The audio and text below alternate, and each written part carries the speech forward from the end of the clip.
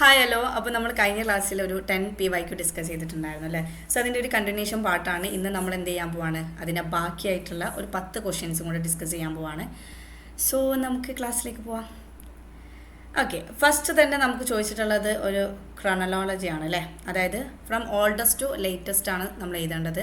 From oldest to latest, അതായത് ക്വസ്റ്റ്യനിൽ നിങ്ങൾക്ക് ക്രോണോളജിക്കൽ ഓർഡർ തരാൻ പറഞ്ഞാൽ അതിൽ നിന്ന് നിങ്ങൾക്ക് മനസ്സിലാക്കണം നിങ്ങൾ എന്താ വെച്ചാൽ ഫ്രം ഓൾഡസ്റ്റ് ടു ലേറ്റസ്റ്റ് ആയിരിക്കും. ഇൻ കേസ് ലേറ്റസ്റ്റ് ഓൾഡസ്റ്റ് ആണെങ്കിൽ അത് സ്പെസിഫൈ ചെയ്തിട്ട് ക്വസ്റ്റ്യനിൽ കൊടുത്തിട്ടുണ്ടായിരിക്കും. അതൊക്കെ മസ്റ്റായിട്ട് നോക്കുക. ഡിസെൻഡിങ് ആണോ അസെൻഡിങ് ആണോ ഇതൊക്കെ കറക്റ്റായിട്ട് എന്ത് ചെയ്യുക നോക്കണമല്ലോ. അല്ലാതെ പെട്ടെന്നൊരു ക്വസ്റ്റ്യൻ കിട്ടിയ പാടക്ക് തന്നെ പെട്ടെന്ന് പോയി ചെയ്യലല്ല, ക്വസ്റ്റ്യൻ കറക്റ്റായിട്ട് വായിക്കണം. ഓക്കെ, അപ്പോൾ ഫ്രം ഓൾഡസ്റ്റ് ടു ലേറ്റസ്റ്റ് ആണ് നമ്മളോട് ചോദിച്ചിട്ടുള്ളത്. സോ ഫസ്റ്റ് വൺ പറയുന്നത് എന്താണ്, ദാസ് ക്യാപിറ്റൽ ആണ് അല്ലേ. ദാസ് ക്യാപിറ്റൽ ഏത് ഇക്കണോമിക്സുമായിട്ട് റിലേറ്റ് ചെയ്യുന്നതാണ്? ദാറ്റ് മീൻസ് ദാസ് ക്യാപിറ്റൽ ആരുമായിട്ട് റിലേറ്റ് ചെയ്യുന്നതാണ്? കാൽമാക്സ് ആണ് അല്ലേ. കാൽമാക്സുമായിട്ട് റിലേറ്റ് ചെയ്യുന്നതാണ് എന്ത് പറയുന്നത്, ദാസ് ക്യാപിറ്റൽ എന്ന് പറയുന്നത്. സോ ഇതിൻ്റെ ഒരു ഇയർ എന്ന് പറയുന്നത് എത്രയാണ്? ഇയർ എന്ന് പറയുന്നതാണ് 1867 ആണ് കേട്ടോ. 1867 ആണ്. സോ കാൽമാക്സ് ആണ്. ദെൻ 1867 ആണെന്ന് പറയുന്നത് ഇതിൻ്റെ ഒരു ഇയർ എന്ന് പറയുന്നത്. Okay, then value and capital. Value and capital എന്ന് പറയുന്നത് എക്സിൻ്റെ ആണ് അല്ലേ. എക്സിൻ്റെ ആണ് വാല്യൂ ആൻഡ് ക്യാപിറ്റൽ എന്ന് പറയുന്നത്. 1939 വാല്യൂ ആൻഡ് ക്യാപിറ്റൽ വരുന്നത് കേട്ടോ. 1939 ജസ്റ്റ് മിനിറ്റ്, നമുക്ക് ഇറൈസർ എടുക്കാം. ഓക്കെ, 1939 ദെൻ 1939 എന്ത് വരുന്നത്, നമ്മുടെ വാല്യൂ ആൻഡ് ക്യാപിറ്റൽ വരുന്നത് കേട്ടോ. 1939 then capital and growth. Capital and growth എന്ന് പറയുമ്പോൾ ക്യാപിറ്റൽ ആൻഡ് ഗ്രോത്ത് വരുന്ന ആരുതാണ്? എഗെയിൻ ഇക്സ് ആണ്. 1965 കേട്ടോ. എഗെയിൻ ഇക്സ് ആണ്. 1965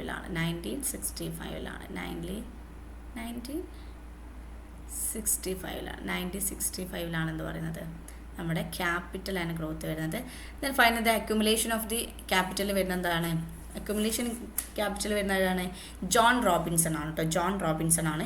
ദെൻ ജോൺ റോബിൻസൺ ആണ് ഇത് വരുന്നത് അക്യുമുലേഷൻ ഓഫ് ദി ക്യാപിറ്റൽ വരുന്നത്. ഇയർ എന്ന് പറയുന്നത് 1956 ആണ്. 1956 ആണ് ഇത് വരുന്നത് ഇയർ ആയിട്ട് വരുന്നത്. 1956 ആണ് വരുന്നത് അക്യുമുലേഷൻ ഓഫ് ക്യാപിറ്റൽ തന്നെ. സോ നമുക്കറിയാം ഫസ്റ്റ് വൺ എന്ന് പറയുന്നത് എന്താണ്, എ ആണെന്ന് അറിയാം. ദെൻ സെക്കൻഡ് വൺ എന്ന് പറയുന്നത് എന്താണ്, ബി ആണെന്ന് അറിയാം. ദെൻ തേർഡ് വൺ എന്ന് പറയുന്നത് എന്താണ്, ഡി ആണെന്ന് അറിയാം. The fourth one is C ആണെന്നറിയാം അല്ലേ. സോ നമുക്ക് എന്ത് എഴുതാം, എ ബി ഡി സി എന്ന് എഴുതാം. എ ബി ഡി സി വരുന്ന ഓപ്ഷൻ ഏതാണ്? എ ബി ഡി സി വരുന്ന ഓപ്ഷൻ ഏതാണ്? എ ബി ഡി സി വരുന്ന ഓപ്ഷൻ ഏതാണ്? അറ്റസ് 2 is the correct answer. 2 is the correct answer. അപ്പോൾ ആരൊക്കെയാണ് ഇതിൻ്റെ ഓതേഴ്സ് എന്നും അതുപോലെ തന്നെ ഇയറും മനസ്സിലാക്കി വെക്കാം കേട്ടോ. Then second question, the autonomous investment could be attributes. നമുക്കറിയാം ഇൻവെസ്റ്റ്മെൻറ്റ് 2 ടൈപ്പ് ഓഫ് ഇൻവെസ്റ്റ്മെൻറ്റ് ഉണ്ട്. ഒന്നെന്ന് പറയുന്നത് ഓട്ടോണമസ് ഇൻവെസ്റ്റ്മെൻറ്റ് ആണ്. ഒന്നെന്ന് പറയുന്നത് എന്താണ്, ഇൻഡ്യൂസ്ഡ് ഇൻവെസ്റ്റ്മെൻറ്റ് ആണ്. എന്താണ് ഓട്ടോണമസ് ഇൻവെസ്റ്റ്മെൻറ്റ്? ഓട്ടോണമസ് ഇൻവെസ്റ്റ്മെൻറ്റ് എന്ന് പറഞ്ഞാൽ ആക്ച്വലി എന്താണെന്ന് വെച്ചാൽ നാഷണൽ ഇൻകത്തിനെ ഡിപ്പെൻഡ് ചെയ്യാത്ത ടൈപ്പ് ഓഫ് ഇൻവെസ്റ്റ്മെൻറ്റിനെയാണ് നമ്മൾ എന്ത് പറയാം, ഓട്ടോണമസ് ഇൻവെസ്റ്റ്മെൻറ്റ് എന്ന് പറയുന്നുണ്ടാവാം. അതായത് നാഷണൽ ഇൻകത്തിനെ ഒരു തരത്തിലും എന്ത് ചെയ്യുന്നില്ല, ഡിപ്പെൻഡ് ചെയ്യാത്ത ഇൻകത്തിനെയാണ് നമ്മൾ എന്ത് പറയുക, ഓട്ടോണമസ് ഇൻവെസ്റ്റ്മെൻറ്റ് എന്ന് പറയുന്നതല്ല. നമ്മുടെ ഗവൺമെൻറ്റിൻ്റെ ടൈപ്പ് ഓഫ് ഇൻവെസ്റ്റ്മെൻറ്റ്, ഗവൺമെൻറ് എടുക്കുന്ന ഏത് ടൈപ്പ് ഓഫ് ഇനീഷ്യേറ്റീവ് ഇൻവെസ്റ്റ്മെൻറ്റ് എന്തായിരിക്കും, മെജോറിറ്റി ഓഫ് ഇൻവെസ്റ്റ്മെൻറ്റ് എന്തായിരിക്കും, ഓട്ടോണമസ് ഇൻവെസ്റ്റ്മെൻറ്റ് ആയിരിക്കും. ഇൻകം നോക്കാതെ ആയിരിക്കും ഇൻവെസ്റ്റ്മെൻറ്റ് നടത്തുക. കാരണം എന്താ, ഗവൺമെൻറ്റിന് അൾട്ടിമേറ്റ് എയിം എന്ന് പറയുന്നത് വെൽഫെയർ ഉണ്ടാക്കുക, ഇക്കണോമിക് ഗ്രോ ചെയ്യുക എന്നുള്ളതാണ് അല്ലേ. ഒരു റിസഷൻ ഉണ്ടാകുന്ന സമയത്ത്, ഒരു ഡിപ്രഷൻ ഉണ്ടാകുന്ന സമയത്ത് എൻ്റെ കയ്യിൽ ഇത്ര മാത്രമേ ഇൻകം ഉള്ളൂ, അതുകൊണ്ട് ഞാൻ ഇൻവെസ്റ്റ്മെൻറ്റ് ചെയ്യില്ല എന്ന് പറയാൻ ഒരിക്കലും ആർക്ക് പറ്റില്ല, ഗവൺമെൻറ്റിന് പറ്റില്ല. ഗവൺമെൻറ് എന്ത് ചെയ്യും, ബോറോ ചെയ്തിട്ടാണെങ്കിലും എന്ത് ചെയ്യും, ഇൻവെസ്റ്റ്മെൻറ്റ് ചെയ്യാൻ വേണ്ടി നോക്കൂലേ. അപ്പോൾ നാഷണൽ ഇൻകത്തിന് ഡിപ്പെൻഡ് ചെയ്യാത്ത ടൈപ്പ് ഓഫ് ഇൻവെസ്റ്റ്മെൻറ്റിനെ നമ്മൾ എന്ത് പറയാം, ഓട്ടോണമസ് ഇൻവെസ്റ്റ്മെൻറ്റ് എന്ന് പറയാം. മെയിൻലി നമ്മുടെ ഇൻട്രസ്റ്റ് റേറ്റ് അതുപോലെ തന്നെ മാർജിനൽ എഫിഷ്യൻസി ഓഫ് ക്യാപിറ്റലിനെ ഡിപ്പെൻഡ് ചെയ്തിട്ടായിരിക്കും എന്തുണ്ടാവുക, ഓട്ടോണമസ് ഇൻവെസ്റ്റ്മെൻറ്റ് ഉണ്ടായിരിക്കുക. എം പി സി അല്ല, marginal efficiency, MEC, marginal efficiency of capital. Marginal efficiency of capital എന്ന് പറയുന്നത് വെച്ചാൽ നമ്മളൊരു ഇൻവെസ്റ്റ്മെൻറ്റ് നടത്തുന്ന സമയത്ത് നമുക്ക് അതിൽ നിന്ന് കിട്ടുന്ന റിട്ടേൺ എന്ത് ചെയ്യാണ്, നമ്മൾ എക്സ്പെക്റ്റ് ചെയ്യാണ്. ആ ഒരു റിട്ടേണിനെ നമ്മൾ എക്സ്പെക്റ്റ് ചെയ്യുന്നതിനാണ് നമ്മൾ എന്ത് പറയാം, മാർജിനൽ എഫിഷ്യൻസി ഓഫ് ക്യാപിറ്റൽ. ആ ഒരു എക്സ്പെക്റ്റേഷൻ കൂടാണെങ്കിൽ, റിട്ടേൺ കിട്ടുന്ന നമ്മൾ കൂടുതൽ എക്സ്പെക്റ്റ് ചെയ്യുകയാണെങ്കിൽ നമ്മുടെ ഇൻവെസ്റ്റ്മെൻറ്റ് കൂടും. മാർജിനൽ എഫിഷ്യൻസി ഓഫ് ക്യാപിറ്റൽ കുറയുകയാണെങ്കിൽ എന്ത് ചെയ്യും, നമ്മുടെ ഇൻവെസ്റ്റ്മെൻറ്റ് കുറയും എന്നുള്ളതാണ് അല്ലേ. പിന്നെ എന്താണ്, റേറ്റ് ഓഫ് ഇൻട്രസ്റ്റ് അല്ലേ. റേറ്റ് ഓഫ് ഇൻട്രസ്റ്റ് ആയിരിക്കും അതിനെ ഏറ്റവും കൂടുതൽ ഇൻഫ്ലുവൻസ് ചെയ്യുന്നുണ്ടാവുക.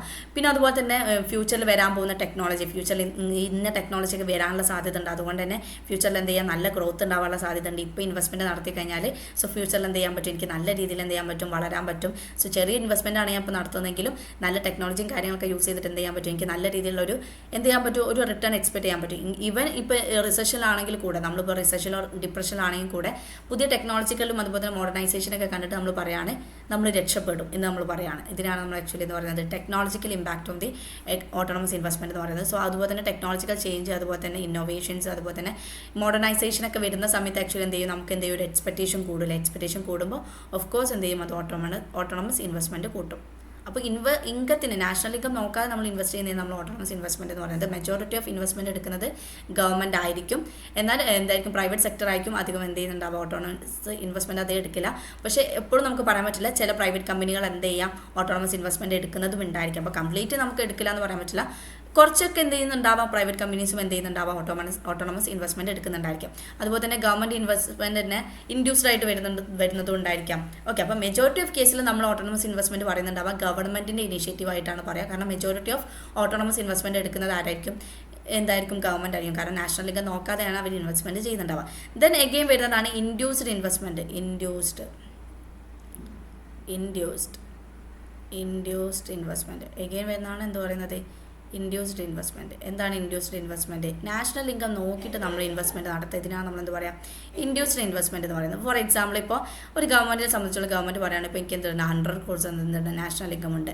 സോ ഇത്രയും നാഷണൽ ഇൻകം ഞാൻ എന്ത് ചെയ്യണം, കുറച്ച് ഇൻവെസ്റ്റ്മെൻറ്റ് ചെയ്യാൻ കൊണ്ടുപോയിട്ടില്ലേ. അപ്പോൾ ഇൻകം നോക്കിയിട്ട് ഇൻവെസ്റ്റ്മെൻറ്റ് നടത്തുക. ഇതിനാണ് നമ്മൾ എന്ത് പറയാം, ഇൻഡ്യൂസ്ഡ് ഇൻവെസ്റ്റ്മെൻറ്റ് എന്ന് പറയുന്നുണ്ടാവുക. Private sector, most of the private sectors ആയിരിക്കും എന്ത് ചെയ്യുന്നുണ്ടാവുക, ഇൻഡ്യൂസ്ഡ് ഇൻവെസ്റ്റ്മെൻറ്റ് നടത്തുന്നുണ്ടാവുക. അപ്പോൾ ഇവിടെ ചോദിച്ചിട്ടുള്ളത് ഓട്ടോണമസ് ഇൻവെസ്റ്റ്മെൻറ്റിനെ ഡിപ്പെൻഡ് ചെയ്യുന്ന factors എന്തൊക്കെയാണെന്നുള്ളതാണ്.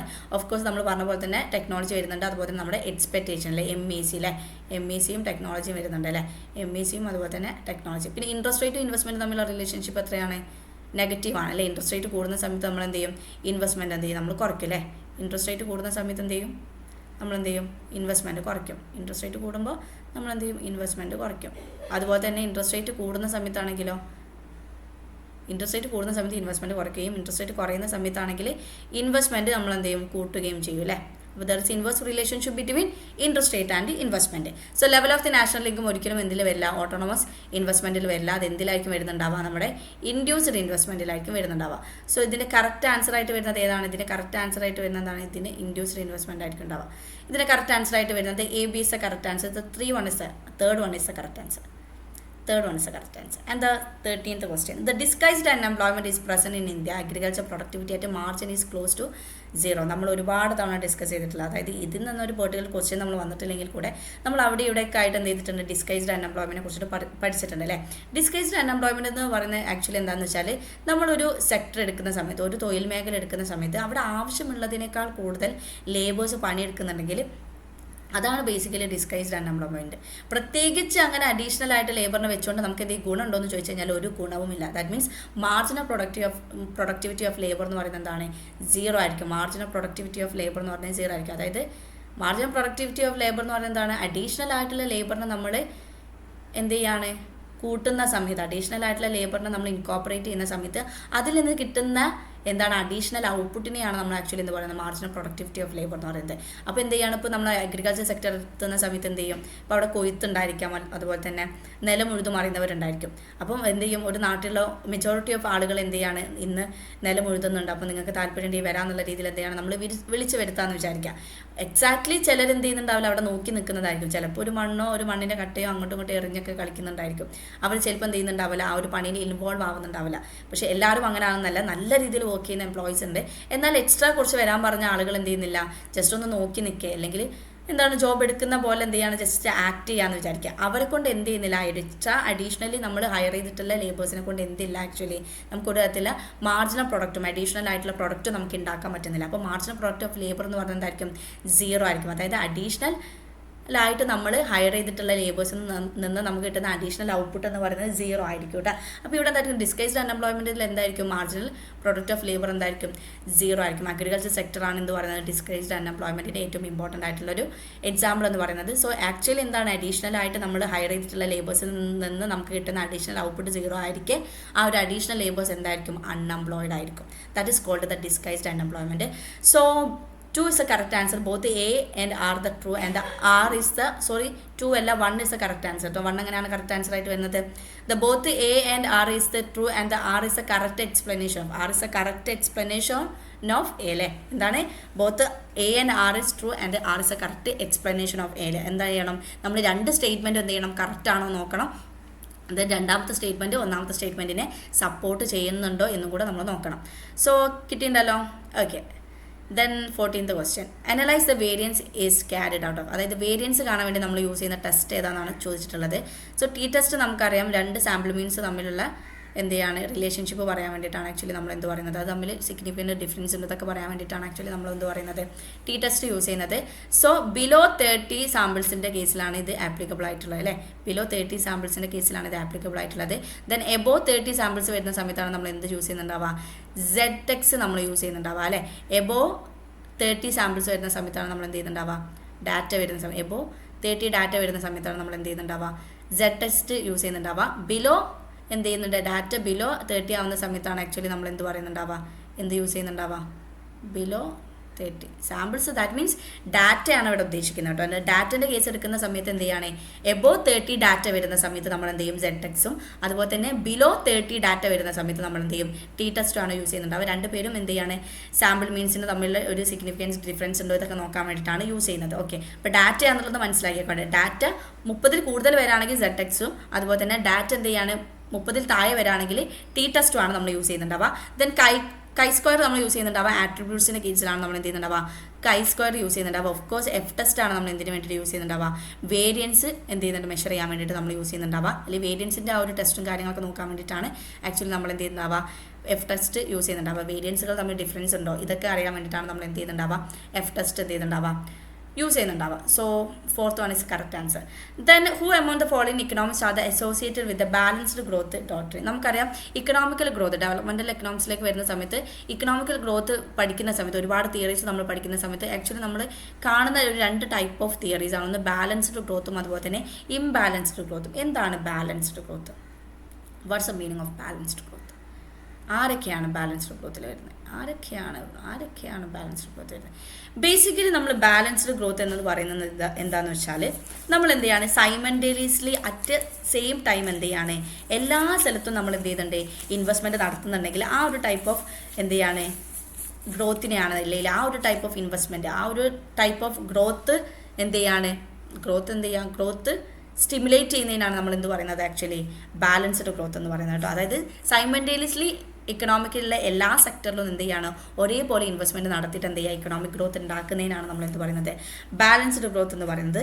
So of course balanced ഗ്രോത്തിൽ വരുന്ന ആരൊക്കെയായിരിക്കും, സോ ബാലൻസ്ഡ് ഗ്രോത്തിൽ ഓഫ് കോഴ്സ് വരുന്നത് ആരൊക്കെയായിരിക്കും, where is my cursor, so Lewis Lewis ഉണ്ട്, അതുപോലെ തന്നെ റാഗ്നർ നെക്സ് ഉണ്ട്, അതുപോലെ തന്നെ നമ്മുടെ റോസ്റ്റൻ റോഡനൊക്കെ ഏതിൽ വരുന്നതാണ്, നമ്മുടെ ബാലൻസ്ഡ് ഗ്രോത്തിൽ വരുന്നതാണ്. റോസ്റ്റൻ റോഡൻ ആണ് ആക്ച്വലി എന്ത് കൊണ്ടുവരുന്നത്, ബിഗ് പുഷ് തിയറി കൊണ്ടുവരുന്നത് അല്ലേ. ബിഗ് പുഷ് തിയറി കൊണ്ടുവരുന്ന ആരാണ്, റോസ്റ്റൻ റോഡൻ ആണല്ലേ. സോ ബാലൻസ്ഡ് ഗ്രോത്ത് എന്ന് പറയുന്നത് എന്തായിരിക്കും, നമ്മൾ എന്ത് ചെയ്യുന്നുണ്ട് അറ്റ് സെയിം ടൈം എന്ത് ചെയ്യാണ് സൈമൾട്ടേനിയസ്ലി എന്ത് ചെയ്യാണ് എല്ലാ സെക്ടറിലും എന്ത് ചെയ്യാണ് നമ്മൾ എന്ത് ചെയ്യാണ് സൈമൾട്ടേനിയസ്ലി നമ്മൾ ഇൻവെസ്റ്റ്മെൻറ്റ് നടത്തുന്നതിനാണ് നമ്മൾ എന്ത് പറയാം, ബാലൻസ്ഡ് ഗ്രോത്ത് എന്ന് പറയുന്നത് അല്ലേ. അതിൽ വരുന്നതാണ് ആർത്തർ ലേവിസ്, അതുപോലെ തന്നെ റാഗ്നർ നെക്സ്, അതുപോലെ തന്നെ റോസ്റ്റൻ റോഡനൊക്കെ ഇതിൽ വരുന്നതാണ് ബാലൻസ്ഡ് ഗ്രോത്ത് തിയറീസിൻ്റെ അല്ലെങ്കിൽ അതിൻ്റെ എന്ത് ചെയ്യുക വക്താക്കളായിട്ട് വരുന്നവരാണ് അല്ലേ. അത് ഇംബാലൻസ്ഡ് ഗ്രോത്ത് എന്ന് പറയുമ്പോൾ എന്തായിരിക്കും, നമ്മൾ എന്ത് ചെയ്യാണ് സെയിം എന്ത് ചെയ്യുന്നില്ല എല്ലാ സ്ഥലത്തും ഒരുപോലെ ഇൻവെസ്റ്റ്മെൻറ്റ് നടത്തുന്നില്ല, മറിച്ച് ഏറ്റവും പ്രൊമിനൻ്റ് ആയിട്ടുള്ള ഏറ്റവും എന്താണ് പ്രൊഡക്റ്റീവ് ആക്ടിവിറ്റി ഒരു സെക്ടർ നമ്മൾ എടുക്കുന്ന സമയത്ത് ആ ഒരു സെക്ടറിൽ നമ്മളിപ്പോൾ ഒരു ഇൻവെസ്റ്റ്മെൻറ്റ് നടത്തുകയാണെങ്കിൽ അതിന് എന്ത് സംഭവിക്കും, അതൊരു ട്രിക്കിൾ ഡൗൺ എഫക്റ്റ് ഉണ്ടാക്കാൻ എന്തിനും പറ്റും. അത് റിലേറ്റഡ് ആയിട്ട് വരുന്ന എല്ലാ മേഖലകളിലും എന്തുണ്ടാക്കാൻ പറ്റും, നമുക്ക് എന്ത് ചെയ്യാൻ പറ്റും, ഗ്രോത്ത് ഉണ്ടാക്കാൻ പറ്റുമെന്നുള്ളതാണ്. അതിനാണ് നമ്മൾ ഇംബാലൻസ്ഡ് ഗ്രോത്ത് എന്ന് പറയുന്നത്. അതായത് എല്ലാ മേഖലയും അൺനെസസറി ആയിട്ട് പോയി നമ്മൾ ഇൻവെസ്റ്റ് ചെയ്യേണ്ട കാര്യമില്ല, മറിച്ച് ഏറ്റവും പ്രൊഡക്റ്റീവായിട്ട് നിൽക്കുന്ന മേഖലയിൽ കൊണ്ടിട്ട് നമ്മൾ ഇൻവെസ്റ്റ്മെൻറ്റ് ചെയ്യുകയാണെങ്കിൽ ട്രിക്കിൾ ഡൗൺ എഫക്റ്റിൻ്റെ ഭാഗമായിട്ട് അതിൻ്റെ എന്ത് സംഭവിക്കാം, ബാക്ക് വാഷ് എഫക്റ്റും അതുപോലെ തന്നെ എന്ത് ചെയ്യും, ബാക്ക്വേർഡ് എഫക്റ്റും അതുപോലെ തന്നെ എന്ത് സംഭവിക്കാം, ഫോർവേഡ് എഫക്റ്റുകളും ഉണ്ടാവും എന്നുള്ളതാണ്. ബാക്ക്വേർഡ് എഫക്റ്റും അതുപോലെ തന്നെ ഫോർവേഡ് എഫക്റ്റുകൾ ഉണ്ടാവും എന്നുള്ളതാണ്. അപ്പോൾ അതിലൂടെ ഇക്കണോമിക് ഗ്രോത്ത് ഉണ്ടാക്കാൻ പറ്റുന്നതാണ് ഇംബാലൻസ്ഡ് ഗ്രോത്ത് എന്ന് പറയുന്നത്. സോ അതിൽ ബേസിക്കലായിട്ട് വരുന്നതാണ് ഹിർഷ്മാന്, അതുപോലെ തന്നെ എന്ത് വരുന്നത് പോൾ സ്ട്രീറ്റാണ് കാണുന്നതിൽ വരുന്നത് നമ്മുടെ ഇതിൽ വരുന്നത്. പോൾ സ്ട്രീറ്റനും അതുപോലെ തന്നെ ഹിർഷ്മാനൊക്കെയാണ് ഇതിൽ വരുന്നത്, നമ്മുടെ ഇംബാലൻസ്ഡ് ഗ്രോത്ത് തിയറീസിൽ വരുന്നത്. അപ്പോൾ ബേസിക്കലി ബാലൻസ്ഡ് ഗ്രോത്തിൽ നിങ്ങൾ മനസ്സിലാക്കുക, നമ്മൾ എന്ത് ചെയ്യാണ്, ഒരേപോലെ എല്ലാ സ്ഥലത്തും എന്ത് ചെയ്യാണ്, സൈമൾട്ടേനിയസ്ലി ആയിട്ടുള്ള എന്താണ് ഇൻവെസ്റ്റ്മെൻറ്റ് നടത്തുക, ഇക്കണോമിക് ഗ്രോത്ത് ഉണ്ടാക്കാൻ വേണ്ടിയിട്ട്. ഫോർ എക്സാമ്പിൾ അഗ്രികൾച്ചർ സെക്ടറിലും അതുപോലെ തന്നെ ഇൻഡസ്ട്രിയൽ സെക്ടറിലും അതുപോലെ തന്നെ എന്ത് ചെയ്യാണ്, മാനുഫാക്ചർ സെക്ടറിലും, അഗ്രികൾച്ചറിലും ഇൻഡസ്ട്രിയൽ സെക്ടറിലും അതുപോലെ തന്നെ മാനുഫാക്ചർ സെക്ടറിലും എന്ത് ചെയ്യാണ്, സെയിം ടൈം നമ്മൾ എന്ത് ചെയ്യാണ്, ഇൻവെസ്റ്റ്മെൻറ്റ് നടത്താം. അപ്പോൾ ഇതുകൊണ്ട് ഉദ്ദേശിക്കുന്നത് എന്താ വെച്ചാൽ നമ്മൾ എന്ത് ചെയ്യാണ്, ഓരോ സെക്ടർ വൈസ് ഉള്ള എന്ത് ചെയ്യാണ്, സെക്ടോറിയൽ ഇംബാലൻസുകൾ എന്ത് ചെയ്യാണ്, റെഡ്യൂസ് ചെയ്യാൻ വേണ്ടിയിട്ടാണ് നമ്മളിങ്ങനെ ചെയ്യുന്നത്. ബാലൻസ്ഡ് ഗ്രോത്ത് നമ്മൾ എന്ത് ചെയ്യുന്നത്, അഡോപ്റ്റ് ചെയ്യുന്നത്.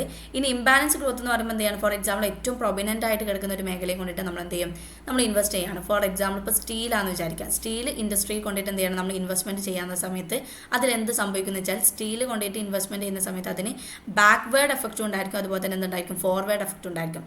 ബാക്ക്വേർഡ് എഫക്റ്റ് എന്ന് പറയുമ്പോൾ സ്റ്റീൽ ഉണ്ടാക്കാൻ ആവശ്യമായിട്ടുള്ള റോ മെറ്റീരിയൽസ് ആയിട്ടുള്ള അയേണിലും അതുപോലെ തന്നെ അയേണിലും കോറിലൊക്കെ എന്തുണ്ടാവും, അതിൻ്റെ പ്രൊഡക്ഷൻ ആക്ടിവിറ്റീസ് കൂടുകയും ആ മേഖലകളിൽ ഡെവലപ്മെൻറ്റ് ഉണ്ടാവുകയും ചെയ്യും. ഇനി ഫോർവേഡ് എഫക്റ്റ് എന്ന് പറയുമ്പോൾ എന്തായിരിക്കും, സ്റ്റീൽ കാരണം, അതായത് സ്റ്റീൽ റോ മെറ്റീരിയൽ ആയിട്ട് യൂസ് ചെയ്യുന്ന പ്രൊഡക്ഷൻ ഏരിയാസ്, ഫോർ എക്സാമ്പിൾ പറയുകയാണെങ്കിൽ നമ്മുടെ ഇലക്ട്രിസിറ്റി പോലുള്ള ഏരിയകളിൽ എന്തായിരിക്കും കൂടുതലായിട്ടുള്ള എന്തുണ്ടായിരിക്കും, ഇലക്ട്രിസിറ്റി അതുപോലെ തന്നെ ഇൻഡസ്ട്രീസ് ഏരിയകളിലൊക്കെ എന്തായിരിക്കും കൂടുതലായിട്ടുള്ള എന്ത് സംഭവിക്കും, ഡെവലപ്മെൻറ്റൽ ആക്ടിവിറ്റീസും എന്ത് ചെയ്യും, ബൂസ്റ്റ് ആവും എന്നുള്ളതാണ്. അപ്പോൾ ഇവിടെ നിങ്ങൾ മനസ്സിലാക്കേണ്ടത് സ്റ്റീൽ കാരണം ആക്ച്വലി എന്തൊക്കെ സംഭവിക്കുന്നുണ്ട്, നമ്മുടെ മാനുഫാക്ചർ സെക്ടറിലാണെങ്കിലും ട്രാൻസ്പോർട്ടേഷൻ സെക്ടറിലാണെങ്കിലും അതുപോലെ തന്നെ സർവീസ് സെക്ടറിലൊക്കെ എന്ത് ചെയ്യുന്നുണ്ട്, ഒരുപാട് എന്ത് സംഭവിക്കുന്നുണ്ട്, ജോബ് ഓപ്പർച്യൂണിറ്റീസും അതുപോലെ തന്നെ എംപ്ലോയ്മെൻറ്റ് ഓപ്പർച്യൂണിറ്റീസും പ്രൊഡക്ഷൻ ആക്ടിവിറ്റീസൊക്കെ എന്ത് ചെയ്യുന്നുണ്ട്, ബിൽഡപ്പ് ചെയ്യുന്നുണ്ട് അല്ലേ. അപ്പോൾ ഇവിടെ നമ്മൾ സ്റ്റീൽ മാത്രം ഏറ്റവും പ്രൊമിനൻ്റ് ആയിട്ട് ഏറ്റവും കൂടുതൽ പ്രൊഡക്റ്റീവ് ആക്ടിവിറ്റി ഉണ്ടാക്കുന്ന സ്റ്റീൽ മാത്രമാണ് ഇനീഷ്യലി നമ്മൾ എന്ത് ചെയ്തിട്ടുള്ളത്, ഇൻവെസ്റ്റ്മെൻറ്റ് നടത്തിയിട്ടുള്ളത്. എന്നാൽ എന്ത് സംഭവിച്ചു, അതിൻ്റെ ബാക്ക്വേർഡ് എഫക്റ്റിൽ എന്ത് ചെയ്തിട്ടുണ്ട്,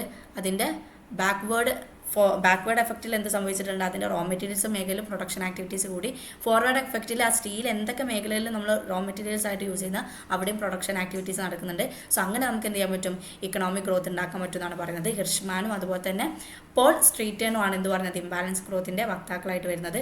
അതുപോലെ തന്നെ ബാലൻസ്ഡ് ഗ്രോത്തിൻ്റെ ധാരക്കാണ് വരുന്നത് ആർത്തർ ലേവിസും അതുപോലെ തന്നെ റാഗ്നർ നെക്സും അതുപോലെ തന്നെ നമ്മുടെ റോസ്റ്റൻ റോഡനും ആണ് എന്തിൽ വരുന്നത്, നമ്മുടെ റോസ്റ്റൻ റോഡനാണ് എന്തിൽ വരുന്നത്, നമ്മുടെ ബാലൻസ്ഡ് ഗ്രോത്ത് തിയറിയിൽ വരുന്നത്.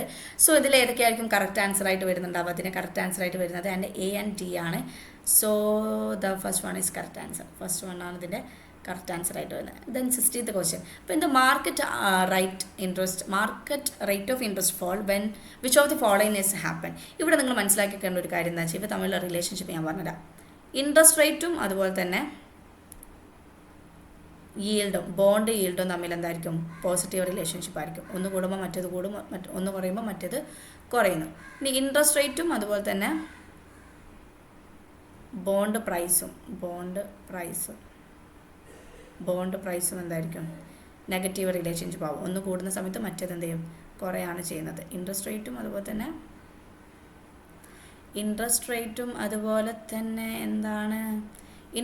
അതുപോലെ തന്നെ ബോണ്ട് ഈൽഡും തമ്മിൽ എന്തായിരിക്കും, പോസിറ്റീവ് റിലേഷൻഷിപ്പ് ആയിരിക്കും കേട്ടോ.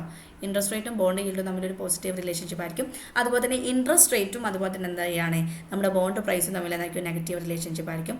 അതുകൊണ്ട് തന്നെ നമുക്ക് എന്ത് പറയാം, ബോണ്ട് പ്രൈസും അതുപോലെ തന്നെ എന്ത് ചെയ്യാം, അതായത് ഇൻട്രസ്റ്റ് റേറ്റും ബോണ്ട് പ്രൈസും തമ്മിൽ എന്തായിരിക്കും, നെഗറ്റീവ് റിലേഷൻഷിപ്പ് ആണെന്നുള്ളത് നമുക്കറിയാം അല്ലെ. ഇൻട്രസ്റ്റ് റേറ്റും ബോണ്ട് പ്രൈസും തമ്മിൽ നെഗറ്റീവ് റിലേഷൻഷിപ്പ് ആണെന്നുള്ളത് നമുക്കറിയാം. അതുപോലെ തന്നെ എന്ത് ചെയ്യുന്നുണ്ട്, ഇൻട്രസ്റ്റ് റേറ്റും ബോണ്ട് ഈൽഡും തമ്മിൽ എന്താണ്, പോസിറ്റീവ് റിലേഷൻഷിപ്പ് ആണ് നമുക്കറിയാം. അപ്പോൾ അതുകൊണ്ട് തന്നെ നമുക്ക് എന്ത് പറയാം, ബോണ്ട് ഈൽഡും അതുപോലെ തന്നെ എന്ത് ചെയ്യുന്നുണ്ട്, ബോണ്ട് ഈൽഡും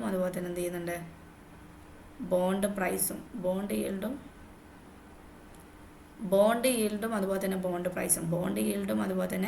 ബോണ്ട് പ്രൈസും തമ്മിൽ എന്തായിരിക്കും,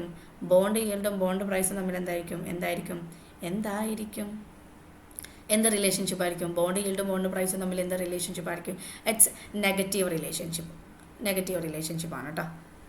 ഓ ഗോഡ്, ഇതിങ്ങനെ പോയി കഴിഞ്ഞാൽ ശരിയാവില്ലല്ലോ. ബോണ്ട് ഈൽഡും ബോണ്ട് പ്രൈസും തമ്മിൽ എന്തായിരിക്കും, it's negative relationship.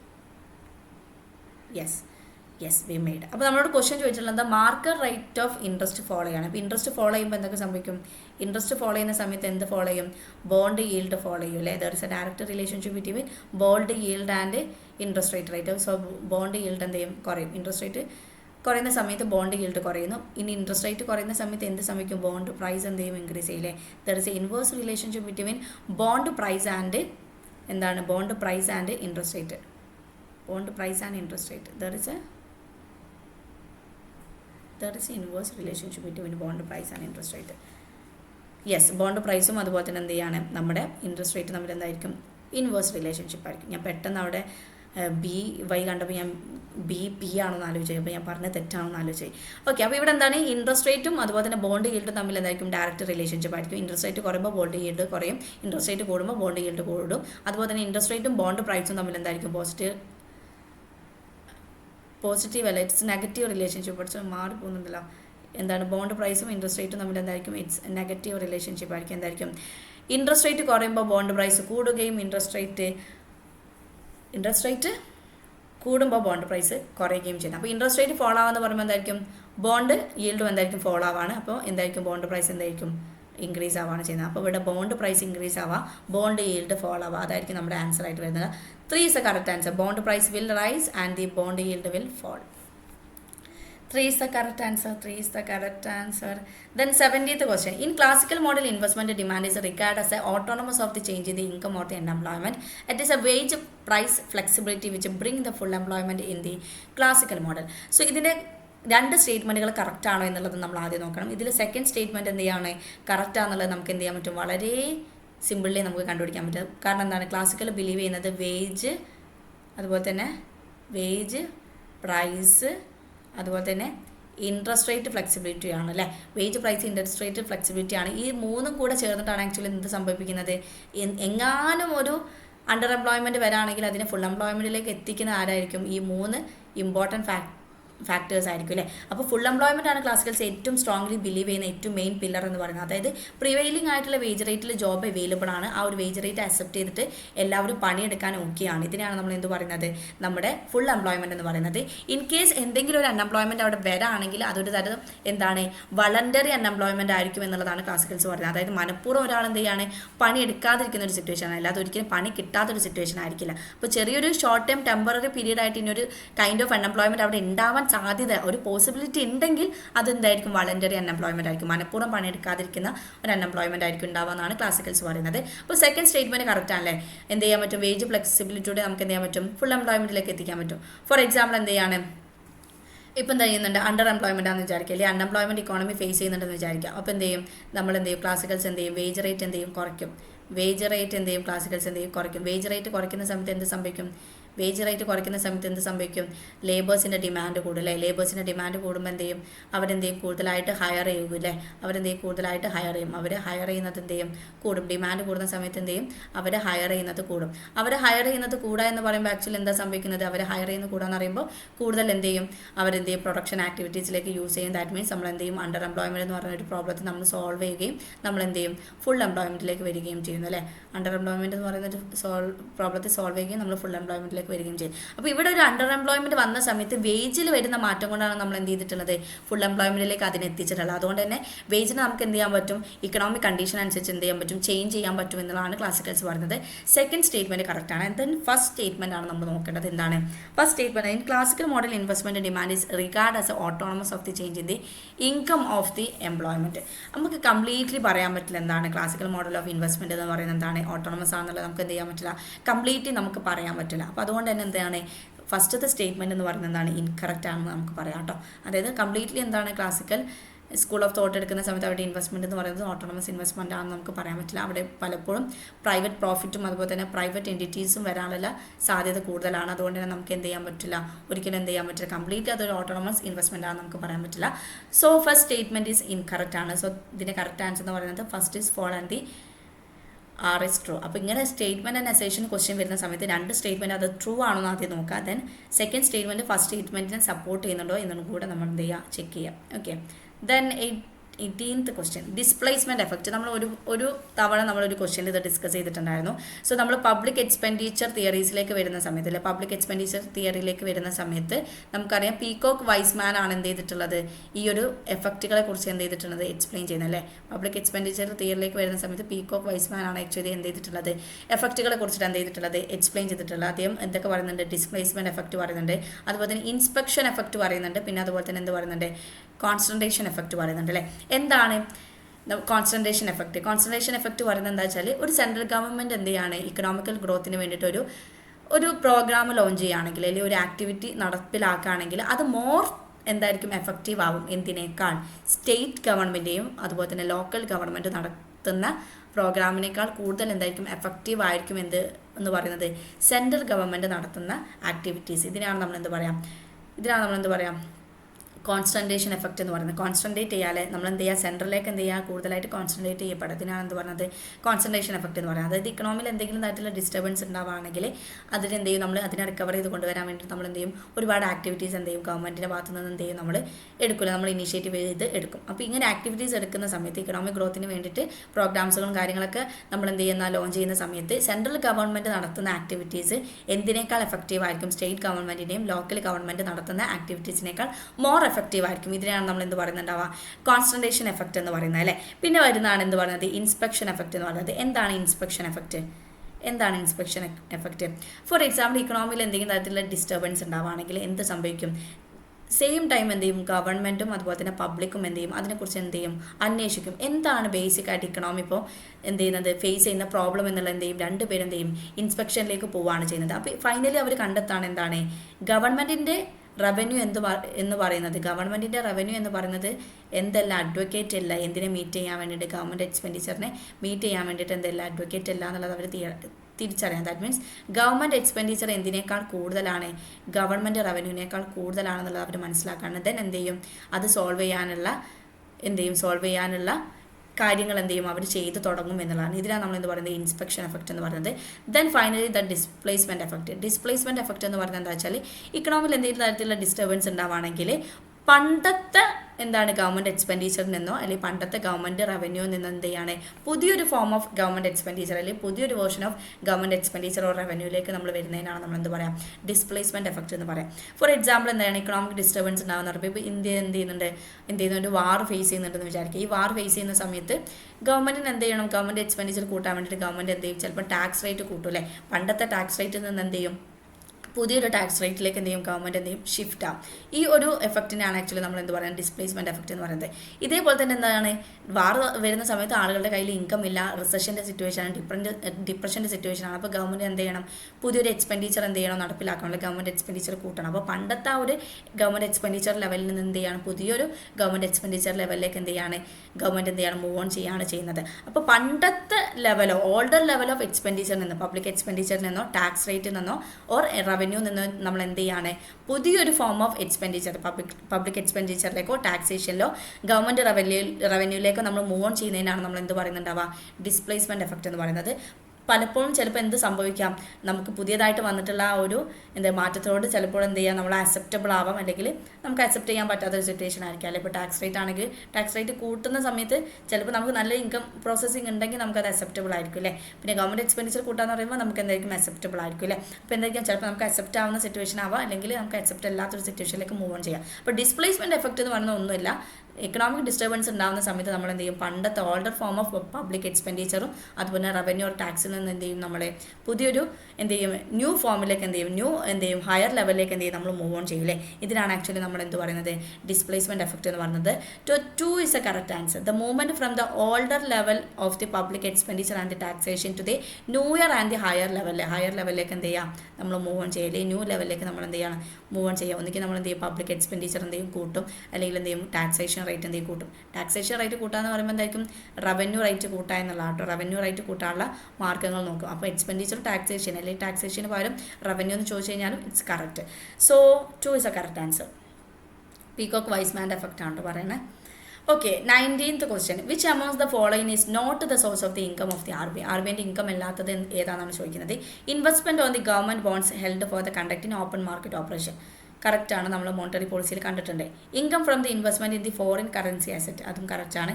The retained earning net off dividend paid to the government of India, അല്ലേ, അതും കറക്റ്റാണ്. ദെൻ ഫോർത്ത് വൺ എന്താണ്, dividend on the shares on the private equity held with bank. ഒരിക്കലും എന്തെങ്കിലും RBI എന്തെങ്കിലും പ്രൈവറ്റ് ഇക്വിറ്റി പോയിട്ട് എന്തെങ്കിലും investment നടത്താൻ വേണ്ടി നോക്കില്ല, അല്ലെങ്കിൽ അതിൻ്റെ ഷെയർസ് വാങ്ങാൻ വേണ്ടി RBI അധികം ശ്രമിക്കാറില്ല. അതുകൊണ്ട് തന്നെ നമുക്ക് എന്ത് പറയാം, ഇതിൽ D ആണ് എന്ത് പറയുന്നത് കറക്റ്റ് ആൻസർ എന്ന് പറയുന്നത് കേട്ടോ. D is a correct answer. Then 20th question, who is the author of the freedom as development? ഇത് നമുക്ക് അറിഞ്ഞിരിക്കണം. ഇത് അറിഞ്ഞിട്ടില്ലെങ്കിൽ നമ്മൾ ഇക്കണോമിക്സ് പഠിക്കുന്ന ഒരു സ്റ്റുഡൻ്റ് ആണെന്ന് നമ്മൾ പറയുന്നതിന് അർത്ഥമല്ല. ദ ഫ്രീഡം ആസ് ഡെവലപ്മെൻറ്റ് കൊണ്ടുവന്നിട്ടുള്ള അമർത്യ സെൻ ആണ്. സോ അദ്ദേഹത്തിൻ്റെ 1999 അദ്ദേഹം എന്ത് ചെയ്തിട്ടുള്ളത്, പബ്ലിഷ് ചെയ്തിട്ടുള്ളത്. സോ അദ്ദേഹത്തിന് നൊബേൽ പ്രൈസ് കിട്ടുന്നത് അദ്ദേഹത്തിൻ്റെ ഈ ഒരു വർക്ക് ബേസ് ചെയ്തിട്ടാണ്. ഓക്കെ, സോ ഇത്രയാണ് എന്ത് ചെയ്യുന്നത് നമ്മുടെ ഇന്നത്തെ ക്വസ്റ്റ്യൻ എന്ന് പറയുന്നത്. സോ ഫെർദർ ക്വസ്റ്റ്യൻ ആയിട്ട് നമുക്ക് അടുത്ത ക്ലാസ്സിൽ കാണാം. സോ നന്നായിട്ട് നമുക്ക് നല്ലൊരു റിസൾട്ട് ഉണ്ടാവും. നമുക്ക് വിചാരിച്ച പോലെ ഇങ്ങനെയൊക്കെ നടന്നാൽ മതിയാവും. നമുക്ക് അടിപൊളിയായിട്ട് മൂവ് ഓൺ ചെയ്യണ്ടേ, നമുക്ക് നമ്മുടെ ലൈഫ് അടിപൊളിയാക്കണ്ടേ. അപ്പോൾ നന്നായിട്ട് തന്നെ പഠിക്കാം. Wish all the very best.